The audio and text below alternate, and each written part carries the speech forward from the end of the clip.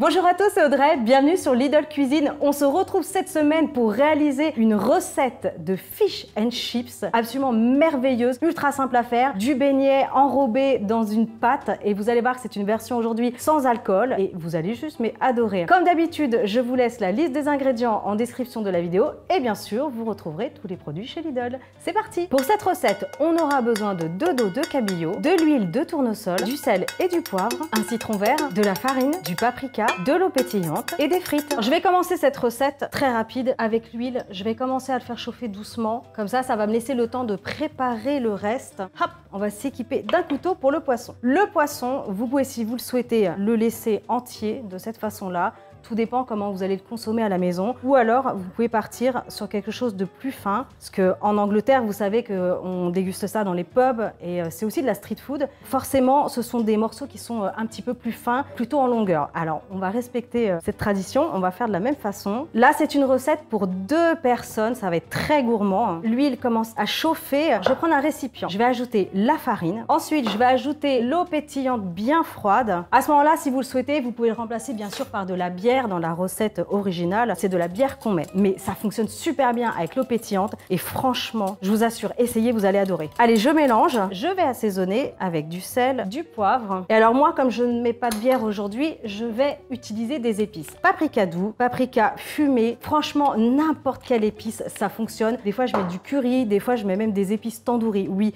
alors certes, ça fait plusieurs mariages différents, mais ça fonctionne. Des fois, je mets des petites herbes de Provence ou même de l'origan. Allez, je remélange. Mon huile est assez chaude. Je prends le poisson. Aujourd'hui, j'ai du dos de cabillaud, mais vous pouvez le faire avec de l'aigle fin, n'importe quel poisson. Mais honnêtement, le dos de cabillaud, généralement, les enfants adorent ça parce que c'est un poisson qui est sans arête, qui est vraiment très savoureux et très tendre. Allez, c'est parti. Ça part en friture. Pour l'huile, il n'y a pas vraiment de dose exacte, mais soyez généreux. Vous pouvez aussi utiliser de l'huile de pépins de raisin ou même de colza, ça fonctionne, mais évitez l'huile d'olive. Parce que c'est une huile qui est trop parfumée, on ne peut pas la monter trop en température. Vous servez ça avec des frites et du citron vert, c'est délicieux. Franchement, une petite salade verte en accompagnement, vous allez vous régaler. Hein. Vraiment, je veux vos retours. Hein. Vous réalisez cette recette et vous venez me le dire dans l'espace commentaire sous la vidéo. Je veux tout savoir. Hein. J'ai surveillé la cuisson, ça va assez vite, hein, comptez 2-3 minutes à peu près. N'hésitez pas vraiment à baisser le feu si ça va trop vite. J'en ai dégusté du fish and chips quand j'étais en Californie, c'était à Morro Bay. C'est un souvenir extra parce qu'on était au bord de la mer, le poisson fraîchement pêché.